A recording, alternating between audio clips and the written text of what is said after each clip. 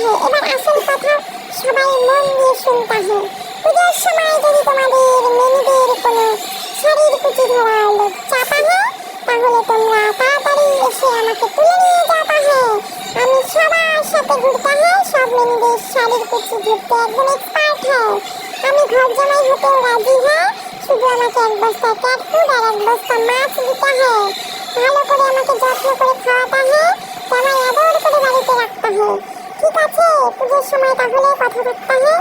তোমরা সবাই আমাকে বাড়ি থেকে তোমাদের মেয়েদের জন্য শাড়ি কুচি ধরে নিয়ে যেতে হয় আমাকে, ঠিক আছে? আমি সবার শাড়ির কুচি ধরে দিতে হয়। আর যদি ভালো করে ক্যামেরাটা ধরতে হয়, সবাইকে আমার ভালো করে আমার বডি দেখাতে হয়, আমি কত সুন্দর হ্যান্ডসাম হলো হয়।